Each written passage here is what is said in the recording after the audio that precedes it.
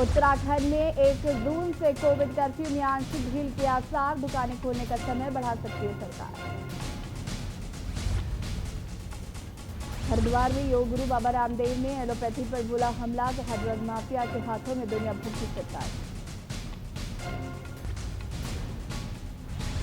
Corona से बाबा रामदेव को नहीं लगता डर, कहा योग आयुर्वेद भी डबल डोज है, मुझे नहीं वैक्सीन की जरूरत। उत्तराखंड में कोरोना वायरस संक्रमण के मामलों में लगातार आ रही कमी, 1687 नए मामले आए सामने, 58 संक्रमितों की मौत। उत्तराखंड में 2 जून तक बारिश और बर्फबारी की चेतावनी, मौसम विभाग ने जारी किया येलो अलर्ट। आप देख रहे हैं के न्यूज, खबरों का सारथी। बुलेटिन की शुरुआत करेंगे बड़ी खबर से और उत्तरकाशी से बड़ी खबर। मुख्यमंत्री तीरथ सिंह रावत नारायणपुरी पहुंचे। यमुनोत्री विधायक केदार सिंह रावत के घर पहुंचे सीएम। बता दें कि कुछ दिन पहले विधायक की माता का निधन हुआ था। मुख्यमंत्री के साथ राज्य मंत्री स्वामी यतीश्वरानंद भी मौजूद। सीएम का स्थानीय लोगों ने जोरदार स्वागत किया। मुख्यमंत्री तीरथ सिंह रावत रविवार को जानकी चट्टी पहुंचे। यमुनोत्री विधायक केदार सिंह की माता के निधन पर उनके चित्र पर पुष्प अर्पित कर शोकाकुल परिवार को सांत्वनाएं दी और ढांढस बंधाया। माननीय मुख्यमंत्री के साथ राज्य मंत्री स्वतंत्र प्रभार यतीश्वरानंद भी मौजूद रहे। इससे पूर्व मुख्यमंत्री रावत ने खरसाली में मां यमुना जी के मंदिर में माथा टेका व प्रदेश की खुशहाली की कामना की। इस दौरान अपर जिलाधिकारी तीर्थपाल सिंह, यमुना घाटी होटल एसोसिएशन के अध्यक्ष शोभन सिंह राणा, प्रकाश असवाल, रणवीर राणा, सिंह सिंह रावत, आशीष उनियाल, आदित्य रावत, नीरज तोमर, जयप्रकाश उनियाल, राकेश रावत आदि लोग मौजूद थे।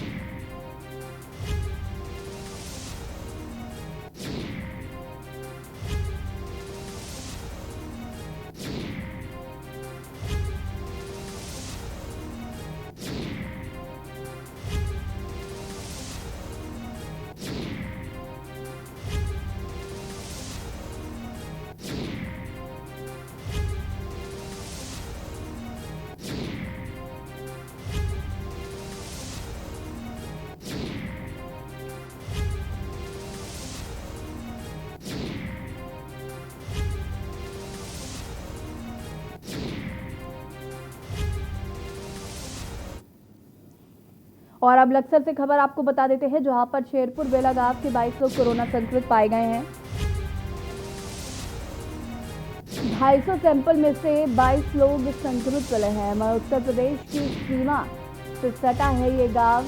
हेल्प डेस्क से मिलती है लोगों को मदद।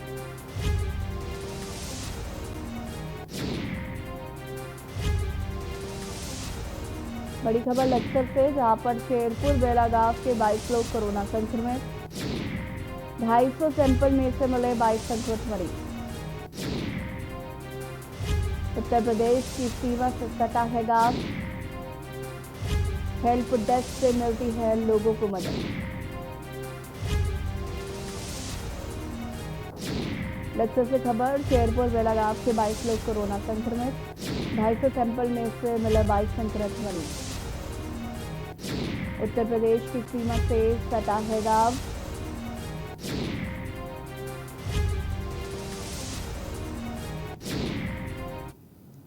उत्तराखंड के उत्तरकाशी पहुंचे सीएम तीरथ सिंह रावत। एक बार फिर से विवादित बयान उन्होंने दिया है। सीएम तीरथ सिंह रावत ने फिर से विवादित बयान दिया है। उन्होंने कहा कि आजादी के बाद से आज तक लोगों को चीनी नहीं मिली है। सीएम ने उत्तरकाशी की पीडब्ल्यूडी गेस्ट हाउस में कार्यकर्ताओं को संबोधित किया और उन्होंने यहां पर 60 करोड़ की योजनाओं का लोकार्पण और शिलान्यास किया। जल अस्पताल उत्तरकाशी में 1 करोड़ के ऑक्सीजन प्लांट का भी लोकार्पण किया।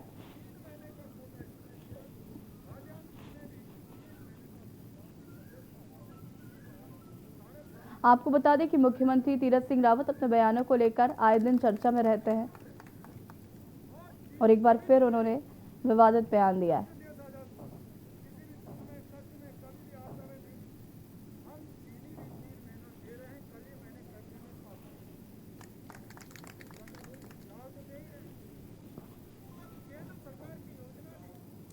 खबर उत्तरकाशी से है, जहां पर मुख्यमंत्री तीरथ सिंह रावत से मिलकर सभी 5 मंदिर समिति के पदाधिकारियों और सदस्यों ने देवस्थानम बोर्ड को भंग करने की मांग की। 2 दिवसीय उत्तरकाशी दौरे पर आए सूबे के मुख्यमंत्री से आज शाम 5 प्रबंधक समिति गंगोत्री के पदाधिकारी पंडित सुरेश सेमवाल अध्यक्ष के नेतृत्व में मुख्यमंत्री तीरथ सिंह रावत से देवस्थानम बोर्ड के निस्तारीकरण और मुख्यमंत्री की जो घोषणा को शीघ्र अमली जामा पहनाया जाए को लेकर भेंट की। इसमें मुख्यमंत्री ने आश्वस्त किया है कि कोविड के कारण देर हुई है, जल्द कार्रवाई होगी। वहीं इस मौके पर पंडित दीपक सेमवाल सचिव, राजेश सेमवाल महासचिव, रविंद्र सेमवाल, शिव प्रकाश सेमवाल, अरुण सेमवाल उपाध्यक्ष, हरीश सेमवाल संयोजक, संजय सेमवाल, अम्बरीश सेमवाल मौजूद थे।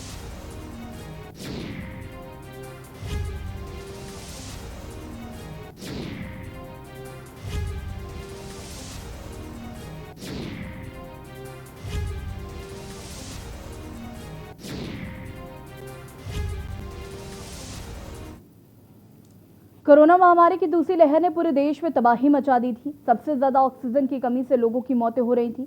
वहीं दूसरी लहर में बंगलौर क्षेत्र में स्थित ऑक्सीजन प्लांट पर रोजाना 24 घंटों में 800 ऑक्सीजन सिलेंडरों की रिफिलिंग की जा रही थी, लेकिन उसके बाद भी ऑक्सीजन की पूर्ति नहीं हो पा रही थी। जैसे ही कोरोना संक्रमित के आंकड़े कम होने शुरू हुए, ऑक्सीजन प्लांट पर भी ऑक्सीजन की डिमांड कम हो गई। अब प्लांट में केवल 400 ऑक्सीजन सिलेंडर ही रिफिल किए जा रहे हैं। वहीं अस्पतालों में भी भीड़ लगनी अब कम हो गई है और प्रदेश सरकार व स्वास्थ्य विभाग ने राहत की सांस ले ली है।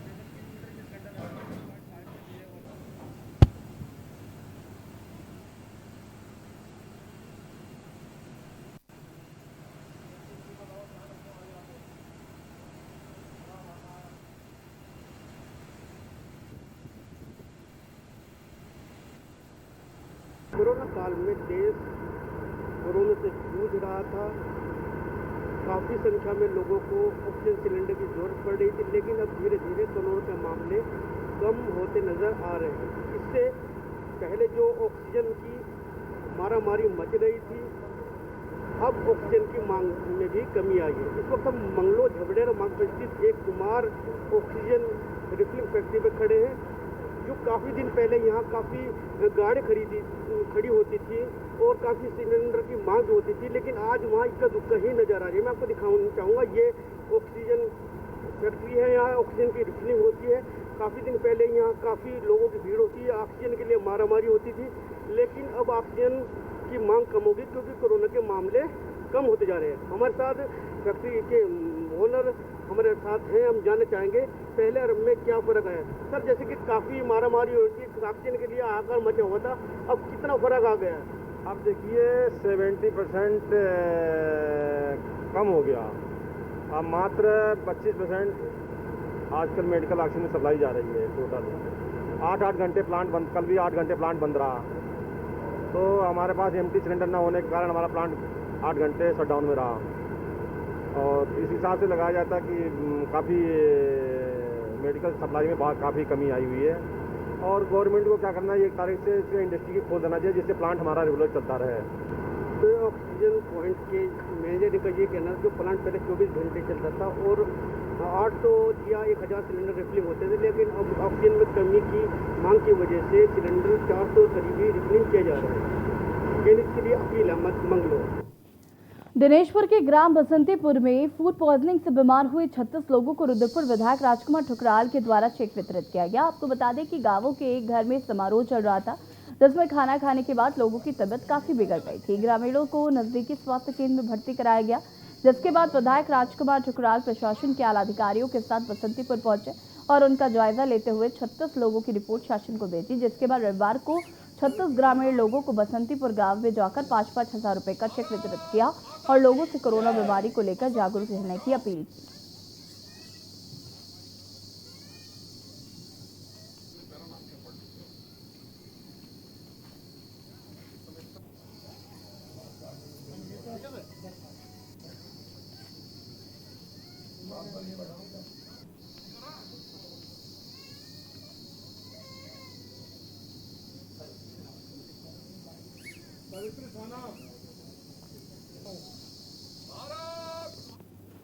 खबर लालकुआ से है, जहां पर पंतनगर के नगला बाईपास स्थित वेलकम रेस्टोरेंट के पीछे जंगम क्षेत्र के नामी हिस्ट्री शीटर बदमाश गोपालपुरी का खून से लथपथ शव संदिग्ध परिस्थितियों में मिला,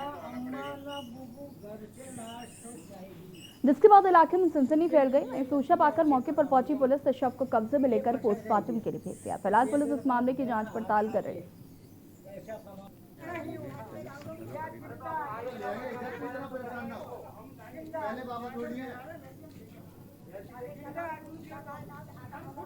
पोस्टमार्टम के बाद समाधि के इसको डाल करके वो उसी को डाल पोस्टमार्टम हो जाएगा उसके बाद समाधि पुलिस को कोई ना बुबू घर से लाश तो जाएगी बुग्गे के लिए अभी ऐसे करा ये फंसा रह गया।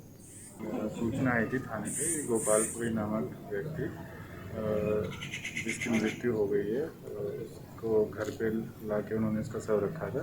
तो मौके पे पुलिस आई तो थोड़ा बॉडी देखने में सस्पेक्टेड लग रही है, तो इसलिए पोस्टमार्टम की कार्रवाई के लिए भेजा जा रहा है। पंचायतनामा मौके पे भर लिया गया है, तो पोस्टमार्टम के लिए भेजा जा रहा है। मृतक का आपराधिक इतिहास भी रहेगा जैसा कि अभी प्रकाश में आया, सुनने में आया, मृतक का पुराना आपराधिक इतिहास रहा है, बाकी इसके लिए जांच की जाएगी। योग गुरु स्वामी रामदेव ने कहा कि एलोपैथी दवा कारोबारी 200 लाख करोड़ रुपए का है, तो मेरी पकड़ भी देश के 100 करोड़ से अधिक नागरिकों तक है।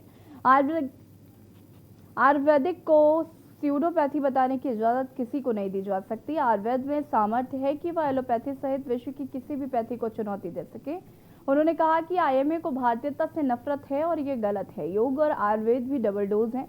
वे स्वयं दशकों से ये डबल डोज लेते हैं, अतः उन्हें वैक्सीन की जरूरत नहीं।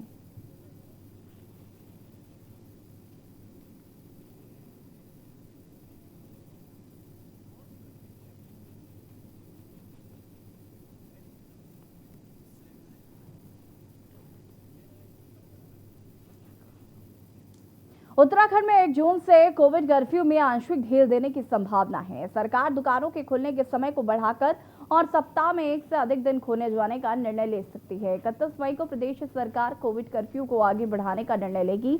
इसका राज्य को फायदा हुआ है। कोविड कर्फ्यू लागू होने के बाद प्रदेश में कोरोना संक्रमितों के मामलों में लगातार कमी आई है। सरकारी सूत्रों ने संकेत दिए हैं कि 1 जून से कोविड कर्फ्यू में आंशिक ढील दी जा सकती है और ये ढील कंटेनमेंट जोन से बाहर दी जाएगी।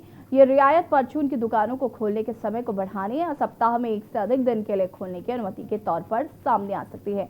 दुकानों को खोलने के संबंध में व्यापारी वर्ग का भी सरकार पर लगातार दबाव बन रहा है।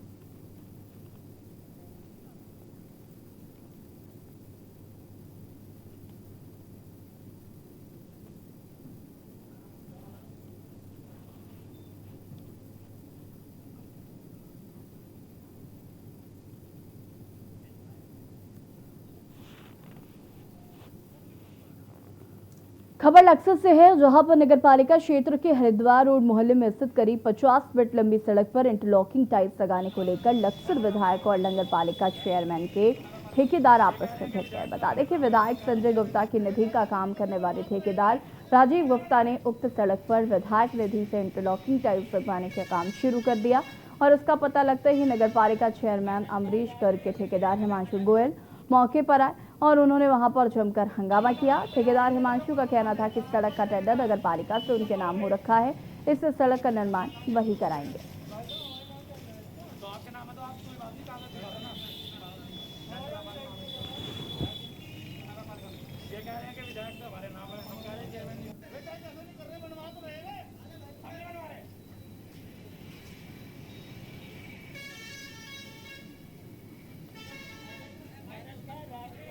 वैसा मामला ये है कि जो नगर पालिका अंतर्गत जो कार्य होता है, चाहे वो विधायक निधि कराए या अन्य कोई भी संस्था कराए, उसकी नगर पालिका नस्सी देती है जो प्रोसेस के तहत है। अन्यथा तो नगर पालिका तो बेकार है, कोई भी काम नहीं कर पाएगी। मुंह उठा के कोई भी विभाग आके कोई भी सड़क बना देगी। इससे तो कोई जो है विधायक निधि हो या कोई भी अन्य विभाग हो, नगर पालिका का प्रस्ताव होता है, पहले प्रस्ताव देती है, उसके बाद टेंडर प्रक्रिया पूरी होने के बाद नगर पालिका काम करती है। ये काम किस उससे हो रहा है? ये हमारा प्रस्ताव है, पार्षद मोहन के द्वारा प्रस्ताव दिया गया है। नगर पालिका ने इसका टेंडर कराया, टेंडर के तहत ये कार्य हो रहा है नगर पालिका में। प्रदेश में कोरोना कर्फ्यू चल रहा है। कोरोना कर्फ्यू के चलते सबसे ज्यादा दिक्कत उन लोगों के सामने खड़ी हो गई जो रोज कमाने खाने वाले हैं। लक्सर व आसपास इलाकों में ऐसे सैकड़ों परिवार हैं जिनके घरों में राशन की किल्लत से चूल्हे नहीं जल पा रहे हैं और इतने ऐसे लोग भी हैं जो क्षेत्र में भीख मांगकर अपना गुजारा करते हैं। कर्फ्यू के कारण ऐसे लोगों के सामने भी भूखे मरने की नौबत आ गई, लेकिन लक्सर नगर के अन्नपूर्णा रसोई ग्रुप में क्षेत्र के कुछ जिम्मेदार लोगों ने कमेटी बनाकर ऐसे तमाम लोगों की भूख मिटाने का संकल्प लिया और उसे निभाया भी जा रहा है। अन्नपूर्णा रसोई की ओर से तमाम गरीबों और असहाय लोगों को खाना मुहैया कराया जा रहा है।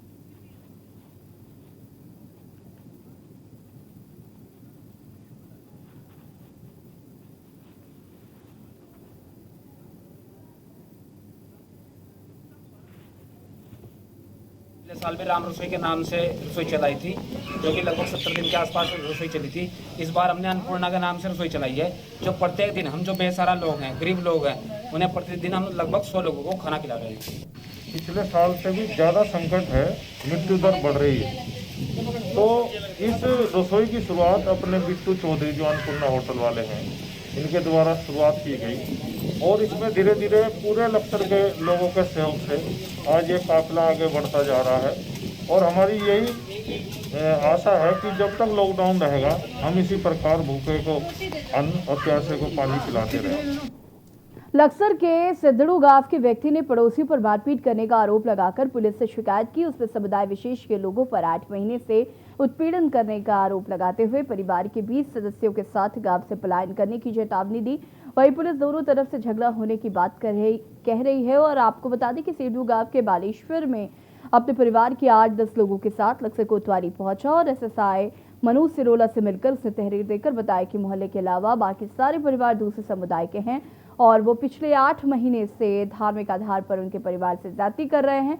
उनकी वजह से परिवार की महिलाएं व युवतियां घर से बाहर भी नहीं निकल पा रही हैं। बाहर निकलने पर दूसरे समुदाय के युवक फफ्तियां कसकर उन्हें परेशान करते हैं।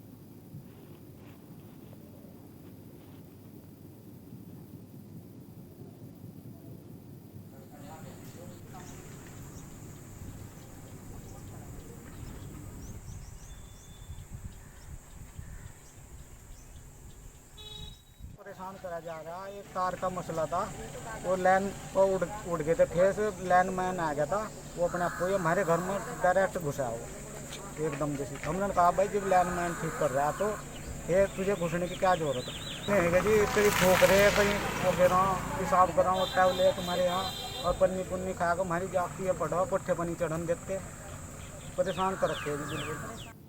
लक्सर में एसडीएम और चिकित्सा अधीक्षक लक्सर ने व्यापारियों व वकीलों की बैठक लेकर टीकाकरण बढ़ाने के काम में उनका सहयोग मांगा है। उन्होंने 45+ वाले सारे वकीलों से खुद भी टीकाकरण कराने की अपील की। वकीलों के प्रस्ताव पर उन्होंने नगर में रुड़की तिराहा व बालावाली तिराहा पर सैंपलिंग के साथ ही टीकाकरण शिविर भी लगाने के आदेश दिए।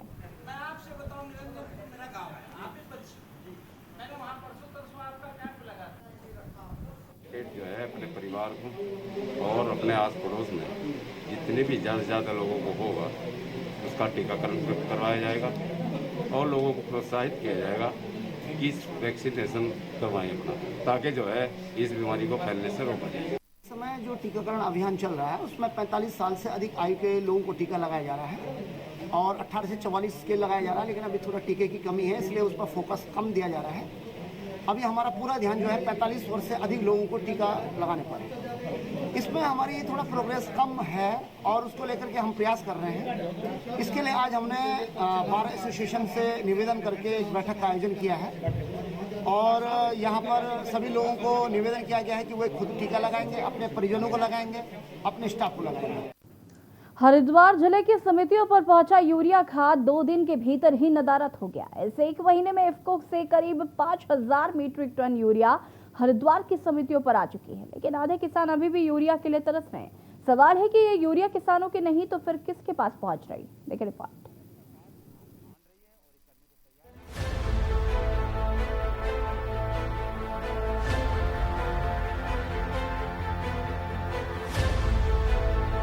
इस समय किसानों को गन्ने की फसल के साथ ही धान की बुआई भी करनी है। इसमें उन्हें यूरिया खाद की जरूरत होगी। जो किसान गन्ना समिति या किसी सहकारी समिति के सदस्य हैं, वे खाद समिति से ही लेते हैं। वजह यह है कि समिति से खाद उधार मिल जाता है, साथ ही इस पर छूट भी मिलती है, लेकिन फिलहाल किसी भी समिति पर यूरिया खाद उपलब्ध नहीं है। किसान राजवीर व प्रतीक ने बताया कि मई में पहले भी यूरिया खाद समितियों पर आया था, लेकिन जब तक चंद किसानों को खाद मिल सका, फिलहाल भी लश्कर तहसील के 10,000 से ज्यादा किसान यूरिया खाद के लिए दुकानों पर भटक रहे हैं। आरोप है कि समिति लश्कर पर रातों रात यूरिया उठवाने का मामला सामने आने के बाद यूरिया की कमी बताई है। कई बार हो गए सोसाइटी के ना सोसाइटी में गए, हम तो यहाँ भी गए, हमारा खाद मिला नहीं है। कहाँ से आ रहा खाद, कहाँ नहीं जा रहा, खाद का पता नहीं लग रहा हमें। पहले भी पता नहीं लगा खाद का, आज ये बाद में भी चल लगा भी पता लगा कागज पास भी पड़े हमारे। तो के बारे में क्या कहूँ, तो बहुत बुरी हालत हो रही थी इस टाइम खाद की। तो हमारे इसमें जो इसमें जिले में कम से कम 1.25 लाख के करीब होंगे किसान, और जो है इतना ही 1 लाख टन के करीब खाद आया। उस खाद का ये नहीं पता चला 2 दिन में कहाँ से कहाँ चला गया। कुछ किसानों को मिला, कुछ को नहीं मिला, और कहीं पर पता लग रहा है कि लक्सर की खबर है रात को 2 बजे बांट दिया गया। बताइए, किसान पागल है जिनकी उनकी 60 गांठ है, मिलकर 2 बजे रात को 4 ट्रॉली लाद कर खाद की बांट दिया गया अपने अपने प्रिय बंधुओं को। मतलब इसमें इतना इस टाइम जो छोटा किसान है वो परेशान इतना है कि पूछो मत। ये समय ऐसे चल रहा है, खाद ही चाहिए खेत को, यूरिया के बिना फसल बर्बाद हो जाए किसान। आखिर इतना यूरिया आने के बावजूद किसानों के लिए इसकी किल्लत क्यों? क्या कहते हैं संबंधित अधिकारी मान सिंह सैनी। जिला सहायक निबंध हरिद्वार ने बताया कि मई में ईफो से यूरिया की 2 रैक हरिद्वार आई है। 2 बार समितियों से किसानों की मांग के अनुसार आपूर्ति की गई है। यूरिया की और डिमांड इफ्को को भेजी जा रही है। 4 मैट्रिक टन यूरिया यानी कि हरिद्वार की समितियों पर पहुंचा, जहां यूरिया की जो खपत वो 2 दिन में ही नदारद हो गई। समितियों पर यूरिया पहुंचने के बावजूद भी हरिद्वार देहात क्षेत्र के लगभग 1.25 लाख किसान जो है यूरिया से जो है मतलब किल्लत झेल रहे हैं। तो ये एक बड़ा सवाल जो है यहाँ देखने को मिला, यानी कि 1 महीने में 5000 मैट्रिक टन यूरिया यानी कि 1.25 लाख बोरे, और जिले में लगभग 90,000 किसान, फिर भी 50% किसानों के पास यूरिया की किल्लत यानी कि किल्लत से जिस तरीके से किसान परेशान हैं, ये एक अपने आप में बड़ा सवाल है। अब देखने वाली बात होगी कि प्रशासन जिस तरीके से डिमांड जो है यूरिया की जो कर रहा है, उसके बावजूद भी यानी कि यूरिया मिलने के बावजूद भी किसानों को भारी परेशानी उठानी पड़ रही है। वजह है कि जिस तरीके से किसानों को गन्ने में यूरिया डालने को लेकर के जो परेशानी सामने आ रही है, वो एक बड़ा अहम सवाल है, क्योंकि यूरिया की जो खपत है वो जिले में यानी कि हरिद्वार देहात क्षेत्र किसानों का गढ़ माना जाता है। ऐसे में यूरिया को लेकर जो महामारी यानी कि महामारी चल रही है, वो एक बड़ा सवाल है। जब समितियों पर यूरिया पहुंचता है तो किसानों की भीड़ जुट जाती है। अब देखने वाली बात होगी कि प्रशासन किस तरीके से यूरिया की जो खपत है उसको किसानों के लिए पूरी कर पाता है। कैमरा पर्सन के साथ राम गोपाल, के न्यूज इंडिया, हरिद्वार। और यहाँ पर वक्त हो गया एक छोटे से ब्रेक का, जल्द हाजिर होते हैं।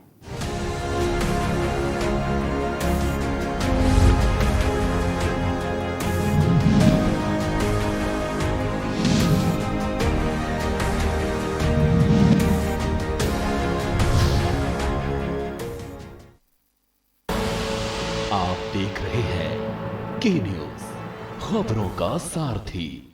जुबान के लिए उड़ चला गैरों की ज़मीं पर, खुशबू अपने पन की ढूंढता।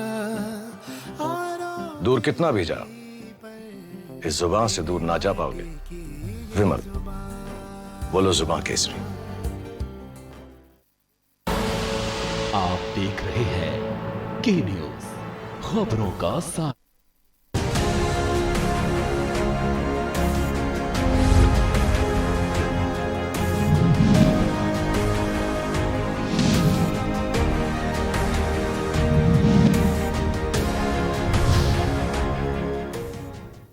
ब्रेक के बाद एक बार फिर से आप सभी का स्वागत है और बढ़ेंगे खबरों में। देहरादून में पुलिस जवानों के ग्रेड पे कटौती के विरोध में मुख्यमंत्री आवास कूच के दौरान पुलिस ने उत्तराखंड क्रांति दल के कार्यकर्ताओं को कोविड कर्फ्यू के उल्लंघन का हवाला देते हुए गिरफ्तार कर लिया। पुलिस ने आधा दर्जन कार्यकर्ताओं को गिरफ्तार करने के बाद महामारी एक्ट में मुकदमा दर्ज कर लिया। बाद में कुछ घंटे देहरादून के आराघर चौकी में बिठाने के बाद निजी मुचलकों पर रिहा कर दिया।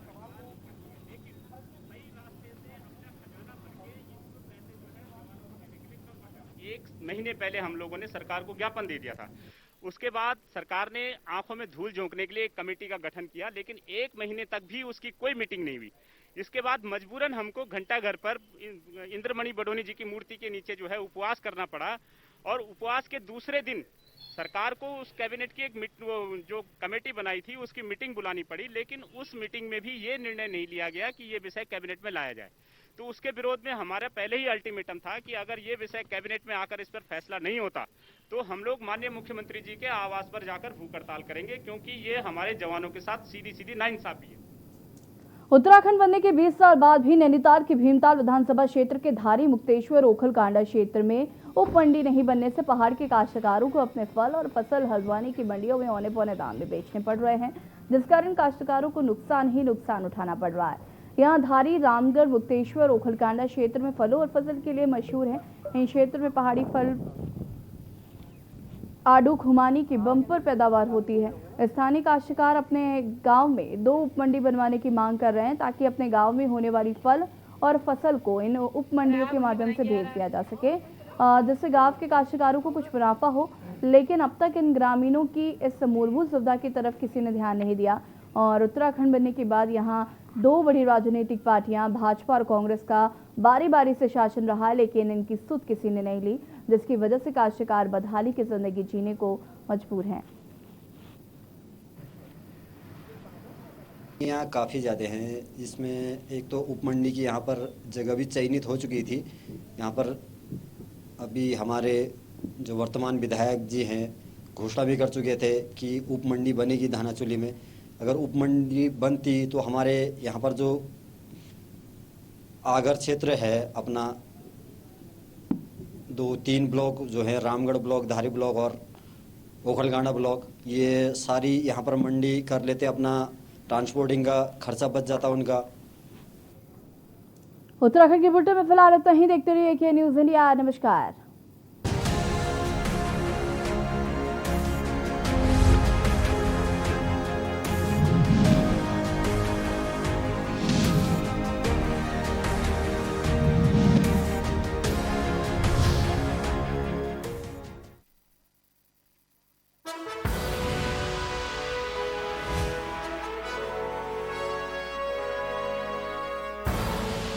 आप देख रहे हैं के न्यूज़, खबरों का सारथी। पर ये दिल है कि चख रहा है उन्हीं अल्फाज़ों का दूर कितना भी जाओ, इस जुबान से दूर ना जा पाओगे। विमल, बोलो जुबान केसरी।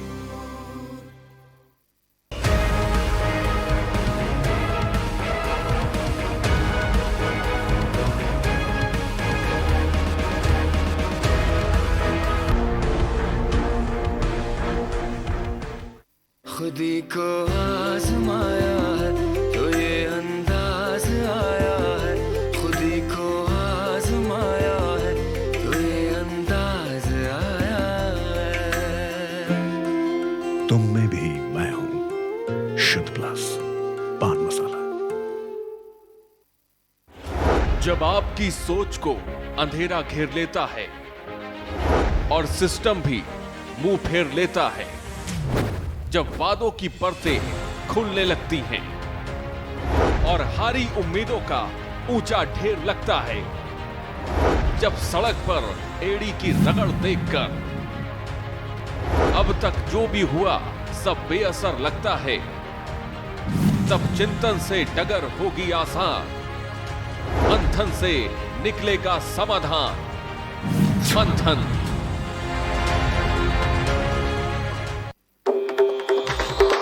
मिलेगा हर समस्या का समाधान। विवाह में बाधा, जीवन में वास्तु शास्त्र का प्रभाव, शिक्षा में ग्रह नक्षत्रों का प्रभाव, कारोबार में आने वाली हर बाधा का, जिंदगी में ग्रह नक्षत्रों का प्रभाव, नौकरी में बाधा। देखिए हर समस्या का समाधान लाइव विद आचार्य लंकेश।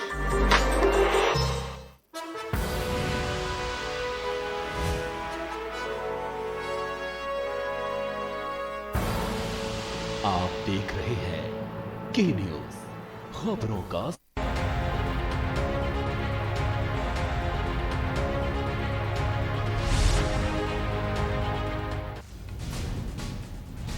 मन की बात में प्रधानमंत्री मोदी ने कहा, देश को